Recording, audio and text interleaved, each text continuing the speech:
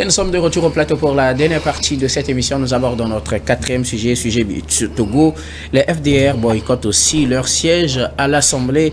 Et dans une déclaration rendue publique ce 3 juin 2024, les forces démocratiques pour la République sont revenues un peu sur le processus électoral au Togo, les critiques et les grèves qu'ils ont formulées sur ce processus depuis le recensement jusqu'à la publication des résultats, la confirmation de ces résultats par les différentes institutions.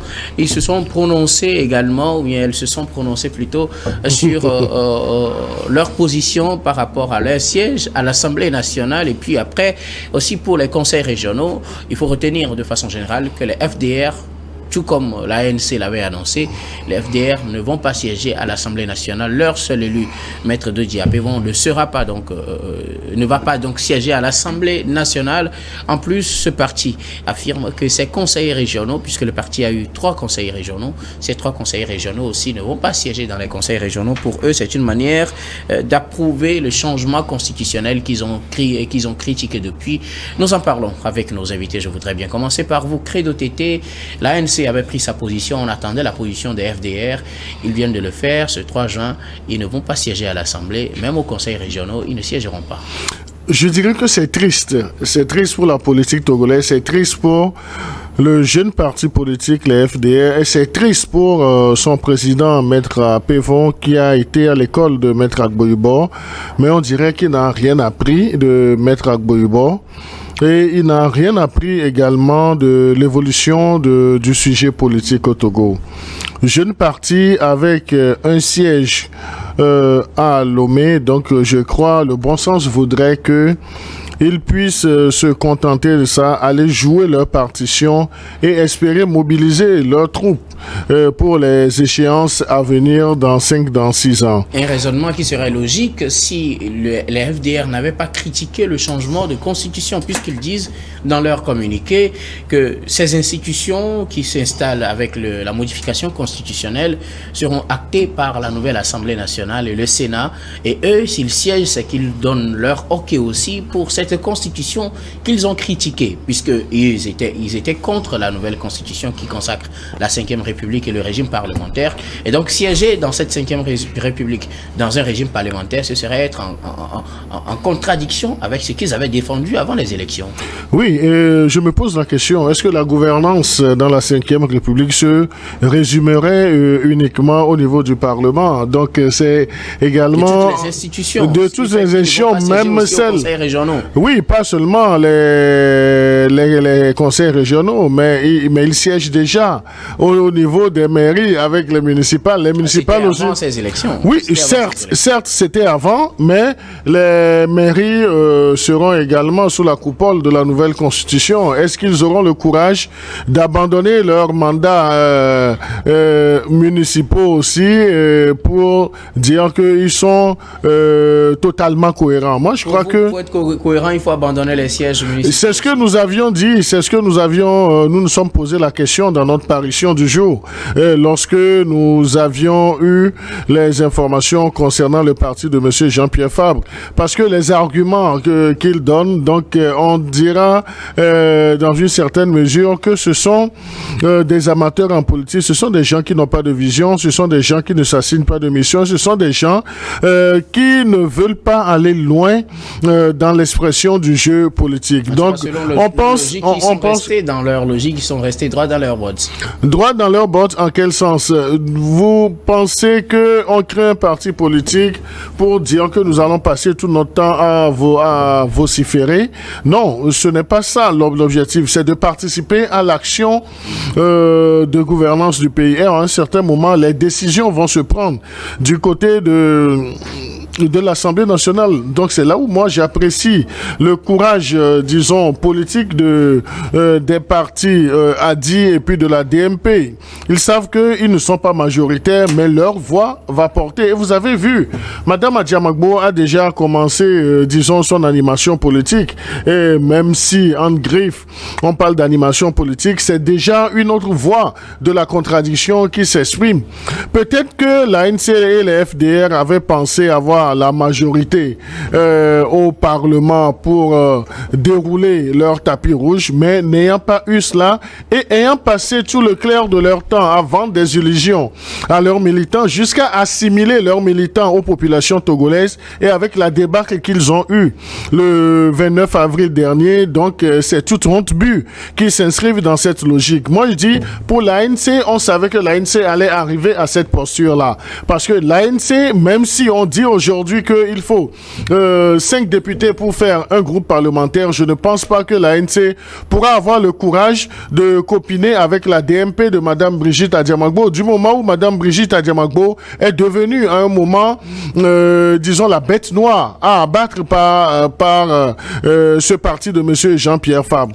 Maintenant, donc on me parlera, les FDR. Les FDR se comportent aujourd'hui comme, disons, une sous-section de l'ANC. Une sous-section de l'ANC. Et nous les avons vus. Il peut arriver qu'en politique, on a des convergences de points de vue. Ça ne fait pas de vous une sous-section. Non, des convergences de points de vue avec une certaine indépendance, une certaine autonomie de lecture. Mais lorsque je parle de sous-section, vous avez vu, il a fallu que l'ANC se prononce premièrement et que les FDR aussi se mettent dans la danse. Mais avec le seul bémol, c'est que les FDR de Maître Apé sont partis pour se prononcer également sur les régionales. Donc c'est là où moi je dis, est-ce que ces politiques, ces responsables de l'ANC et puis des FDR ne sont pas si usés qu'ils doivent débarrasser le plancher de la chose politique au Togo? Ça, c'est une interrogation. Militants de voir s'ils sont usés et s'ils doivent débarrasser le plancher politique. Oui, c'est pourquoi j'ai dit c'est un questionnement, c'est une interrogation, et à les voir agir.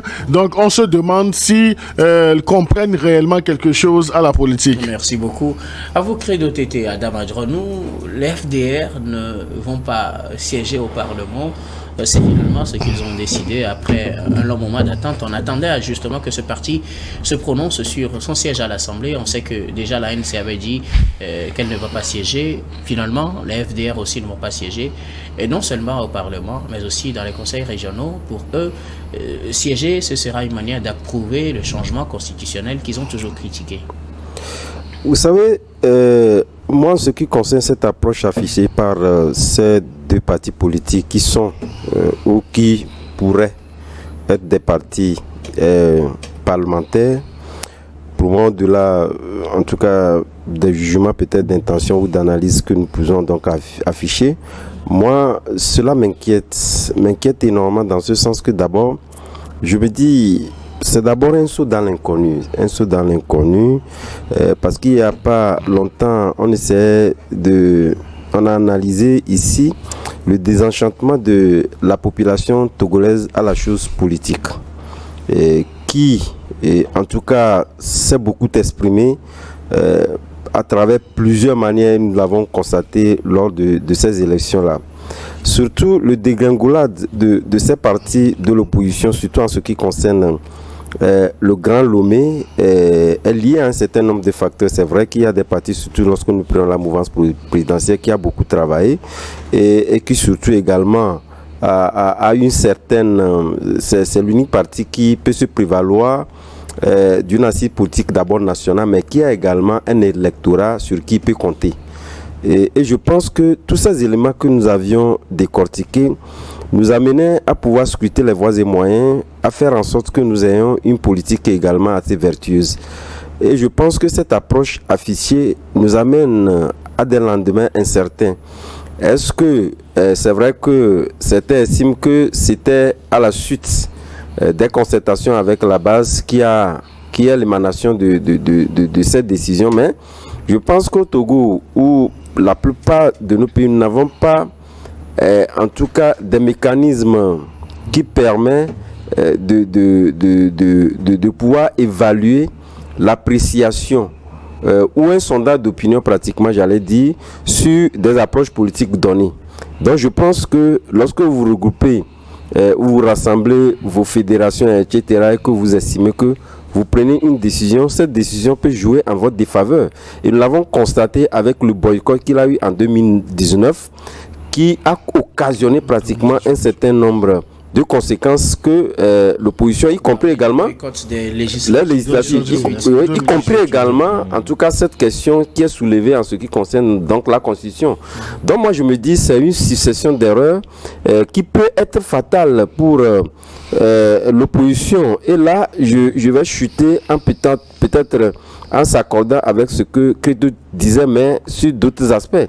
Naturellement, si tel est qu'on ne se sent plus en tant que tel concerné par le jeu politique, il serait mieux de faire libre cours et de libérer le plancher que de pouvoir prendre ces gens de décisions qui, de mon point de vue, risqueraient. Puisque ce que nous ne souhaitons pas, c'est justement faire en sorte que nous n'ayons plus, en tout cas, une opposition digne de ce nom. Et c'est ce qui a commencé par se faire sentir dans notre environnement politique. Et c'est en cela que je dis, quelle serait donc l'approche que l'on pourrait prendre? Puisque, vous savez, moi c'est vrai, la question d'effectifs à l'Assemblée nationale est une question importante. Mais au-delà de ça, je pense que lorsqu'on prend une Assemblée nationale, la vitalité d'une Assemblée nationale réside au débat contradictoire. Et ce débat contradictoire, c'est vrai, ça peut ne pas affecter le vote, mais justement, ça permet de prendre des éléments pour améliorer ce que l'on fait. Parce que ce n'est pas seulement, sinon, si c'était seulement le vote, pourquoi il y aura débat avant le vote des lois? C'est justement parce qu'on veut tirer quelque chose de vital dans ce débat, que le débat contradictoire est là à l'Assemblée. Mais je me dis, la facture de ces personnalités qui étaient donc élues lors de ces législatives-là, quand bien même qu'ils étaient 5, moi je me disais, lorsque vous preniez leur profil, c'était des gens qui, je l'avais dit ici, qui devraient constituer pratiquement la vedette de cette Assemblée nationale-là.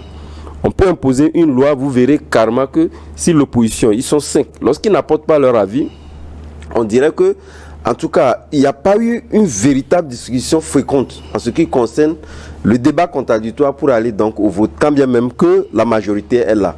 Mais maintenant, on quitte le siège. Ce qui est encore inquiétant, on ne sait pas ce que prévoit la loi. Dans ce cas de figure, est-ce qu'il faut passer inaperçu?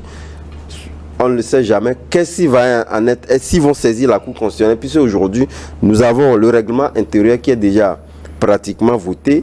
Est-ce qu'ils vont saisir la Cour constitutionnelle sur cette décision-là prise? Et quelle serait donc la mort de la Cour constitutionnelle? Faire en sorte que nous ayons les 5 élus d'opposition pour le débat contradictoire. Merci beaucoup. À vous, Adama Dronou. Alors, Samson, l'FDR ont fini par se prononcer, on en parlait en fin de semaine dernière. Ils ont fini par se prononcer, ils ne vont pas siéger à l'Assemblée nationale, encore moins au Conseil régional. Exactement. Je disais en fin de semaine dernière que le rapprochement récent entre Maître Apévon et puis Jean-Pierre Favre laissait présager qu'il allait emboîter le pas à ce dernier. Nous avons 2 grands noms de la politique togolaise qui ont dénoncé les conditions dans lesquelles l'élection se déroulait, qui ont critiqué la Constitution, mais qui sont quand même allés à ces élections et qui ont obtenu des voix, même si je pense que les voix qu'ils ont obtenues étaient en deçà de ce qu'ils espéraient, de leurs attentes. Maintenant, à ce niveau, je pense qu'il faut pratiquer de la réelle politique. Il y a certes leur opinion en allant siéger à l'Assemblée nationale, selon moi. Parce que serait-ce pas une manière de confirmer ce qu'on a critiqué? En fait, c'est ce qu'ils disent, que s'ils allaient... Oui, sauf que dans l'environnement politique togolais, le fait qu'un parti politique boycotte souvent les élections ou sa participation entraînerait sa disparition. Ça ne va pas renforcer son existence, malheureusement. Dans d'autres environnements politiques, oui, ça peut le faire, mais pas dans l'environnement politique togolais, selon moi. Vous craignez qu'ils disparaissent parce qu'ils n'ont pas siégé? Il faut voir la chute d'un parti comme l'ANC depuis 2015. Un parti qui faisait 30% de voix présidentielles, 34% de voix présidentielles, merci pour la précision, et qui est tombé à 5% c'était avec en 4% en 2020. À l'époque, Mais c'était quand même le parti star de CAP 2015. Les partis comme la CDPA n'ont jamais fait plus de 2% aux élections présidentielles ou 3% aux élections présidentielles. Donc c'était quand même la locomotive de cette coalition de partis. Et pour moi, à 50-108, personne ne s'attend à ce que vous alliez faire des changements extraordinaires. Mais au moins, le fait de lever vos voix et de manifester vos oppositions lorsque certaines lois veulent passer, l'histoire enregistre ça et c'est que lorsqu'on voulait voter telle loi, vous étiez dans la salle, vous avez dit non pour telle raison. Et c'est ça la réelle politique. Actuellement, c'est un siège qu'ils ont eu chacun, qu'ils puissent profiter de ce siège-là pour pouvoir faire attendre leur voix, c'est ce que les populations entendent selon moi. Et comme je l'ai dit une fois encore, si ils avaient estimé que le jeu politique n'était pas équitable, ils auraient pu s'abstenir d'aller aux élections. Mais une fois qu'ils y ont participé, je pense qu'ils doivent prendre acte des résultats qu'ils ont eus et assumer pour pouvoir faire entendre leur voix. Est-ce qu'il est trop tard pour se raviser, pour dire, bon, on avait participé aux élections, on a eu une voix chacun, mais à voir le contexte, on ne veut plus siéger. Est-ce que c'est trop tard? Non, c'est pas logique. Ça peut être logique dans leur façon d'argumenter, de voir la politique, mais en termes de vision politique, sur le long terme, je ne pense pas que ça leur sera profitable au fait. Comme je l'ai dit, si 5 ans se passent encore et que ces partis restent en dehors de l'hémicycle, où ils peuvent faire entendre leur voix, quoi qu'on dise, je pense qu'ils vont encore plus disparaître de la mémoire des Togolais. Et on parle de la débâcle de ces partis. Il faut remarquer que dans les zones où ces partis auraient pu faire le plein de voix, les gens ne sont pas partis voter. Parce que pendant longtemps, ils ont d'abord laissé planer le doute s'il fallait aller ou pas, et qu'en 2018 justement, ils ont boycotté les élections, et que leur base électorale aujourd'hui est complètement démobilisée. Et je ne pense pas qu'en refusant d'aller au Parlement, ils vont pouvoir remobiliser la base électorale, à moins qu'ils aient d'autres plans pour pouvoir continuer leur carrière politique. Et ça, je ne sais de quoi il pourrait s'agir. Alors, quelles peuvent être les conséquences de cette décision? L'ANC ne va pas siéger, les FDR ne vont pas siéger. On aura donc 2 sièges en moins au Parlement ou à l'Assemblée nationale. Comment gère-t-on ça légalement, Credo? Non, je crois que légalement, donc, je crois que le temps que le bureau de l'Assemblée nationale soit mis en place, donc, ça sera constaté. L'avis de la Cour constitutionnelle sera requis et on décidera d'organiser des partiels dans les zones où les députés de l'ANC et puis des FDR ont été élus. Donc ça sera dans le Grand Lomé. Maintenant, est-ce que ces partis seront autorisés à participer aux élections? Non, mais du moment où, logiquement, logiquement, comme ils ont gagné, ils ne veulent pas assumer. Donc je ne pense pas qu'on puisse leur permettre encore de compétir. Donc d'autres partis vont compétir. Et c'est ce qu'on appelle les partiels. Donc on peut décider d'organiser les partiels parce qu'on ne va pas courir après eux pour leur faire la cour. Donc, ils ne sont pas les seuls partis qui ont eu un score, qui ont eu un. C'est seulement l'ADI qui a eu 2. Donc, la DMP a eu un siège, mais Madame Adiamagbo a été conséquente. Pour une fois, a pris son courage à 2 mains pour aller siéger. Elle l'a dit. Même s'ils n'ont pas la majorité pour faire bouger les choses comme ils l'entendaient, mais leur participation contradictoire au débat va enrichir l'opinion nationale et puis internationale. Mais avec les postures adoptées par l'ANC et les FDR, donc on dira des frères siamois qui ont décidé de se noyer, de se faire harakiri. Mais moi, j'ai beaucoup plus mal pour les FDR de mettre à Pévon. Si les 2 leaders ne voudraient pas siéger, au moins qu'ils permettent à leurs suppléants d'aller faire l'exercice et puis de participer au débat politique qui va construire les actions. Donc, qu'ils le veuillent ou non, même s'ils ne siègent pas au niveau du Parlement, la 5e République est déjà actée, c'est en marche, et ce sont les thèses qui seront prises pendant cette 5e République qui leur seront appliquées. Merci beaucoup. Quelque chose à ajouter, Adam, rapidement? Tout à fait. Moi, je me dis, les conséquences, comme vous l'avez évoqué, est justement lié au fait qu'on aura davantage de désenchantement de la population vis-à-vis de ces partis politiques-là. Mais ce qui est étonnant, c'est justement le fait que l'opposition avait pris, en tout cas ces élections-là, comme étant un référendum contre cette nouvelle constitution. Et voilà, nous sommes sortis de ces élections. La population a démontré pratiquement qu'il n'était pas en phase avec cette opposition. Et je pense qu'il n'y a pas plus que les élections qui peuvent nous permettre d'évaluer en réalité le degré des opinions véhiculées par les partis politiques. Et je pense que peut-être il y a d'autres sphères qui permettent donc à ces partis politiques de pouvoir être toujours dans cette logique-là, expliquant le fait que cette élection ne peut pas être une élection à prendre à la hauteur de l'évaluation, l'appréciation de ce référendum-là souhaité et qui sont en train toujours de se calquer sur cette question-là. Merci beaucoup. À vous, nous arrivons pratiquement à la fin de ce numéro de Regard Croisé, mais comme d'habitude, nous allons terminer avec un dernier tour de table. Ce sera pour vos mots de fin sur un sujet de votre choix, Credo.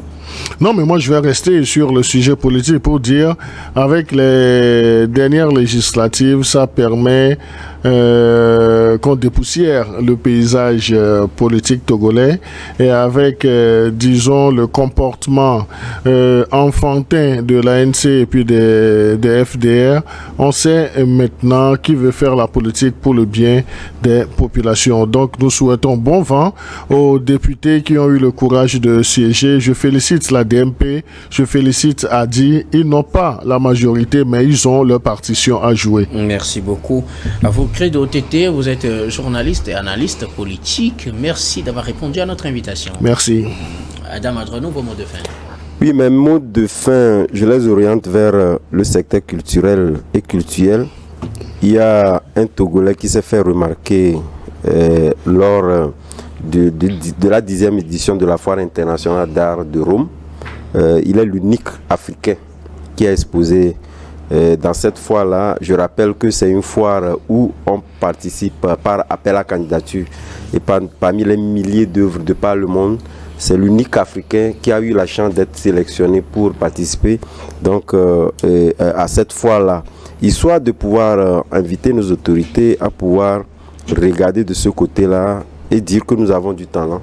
L'Afrique, où pratiquement le Togo regorge des talents, et je pense qu'il faudrait davantage de politiques dans ce sens-là et faire en sorte que l'autoflagellation dont nous avons l'habitude dans ce qui concerne plusieurs secteurs, mais spécialement le secteur des arts, puisse être désamorcée et faire en sorte que c'est une personne vivant avec un handicap, qui a donc exposé une œuvre qui est intitulée Le pragmatisme. Donc je le félicite au passage, mais encourager également le gouvernement à faire davantage pour le secteur. Merci beaucoup à vous, Adam Adrenou, journaliste et directeur de publication de Vision d'Afrique. Merci d'être passé sur ce plateau. C'est moi. Samson, je vais terminer avec vous. Oui, moi j'aimerais rebondir sur le sujet d'avant, sur le sujet concernant les crises oubliées en Afrique, et demander aux diplomaties, notamment la diplomatie togolaise, de pouvoir voir comment elle peut faire bouger les choses à son niveau. Parce que c'est des crises qu'on pense loin, mais qui finissent par nous affecter tôt ou tard. Il y a de cela 20 ans, nous étions tous là à la télé, à voir des barbus prendre le pouvoir en Afghanistan en agitant le Coran et le fusil. Après, des gens ont quitté l'Algérie et la Libye pour aller combattre chez eux, sont revenus après dans ces pays, sont après descendus au Sahel et maintenant ont déstabilisé les pays comme le Burkina et le Mali. Il y a de cela 20 ans, ils étaient à 3000, 4000 km de chez nous, aujourd'hui ils sont à 600 km. Donc si rien n'est fait et que ces conflits perdurent, je pense que c'est après le Togo, le Bénin, le Ghana, la Côte d'Ivoire, tous ces pays qui aujourd'hui semblent épargnés, qui récolteront les pots cassés. Et il faudrait vraiment que nos dirigeants puissent faire quelque chose pour cela. Merci beaucoup. À vous, Maoulolo Samson Aridja, vous êtes journaliste et analyste politique. Merci d'avoir répondu à notre invitation. Merci à vous. Nous disons également merci à toutes les équipes techniques et rédactionnelles qui nous ont aidés à préparer et à présenter cette émission. Merci beaucoup à Richard Kofanga à la réalisation, à Xavier Koudanou et Solange Guéli à la diffusion. Merci à Fofogolo, Rebecca Vessou et Stéphane Kouanou à la caméra. Grand merci surtout à vous, très chers téléspectateurs, de nous avoir suivis. C'est la fin de ce numéro. Je vous retrouve demain avec le même plaisir pour un autre numéro.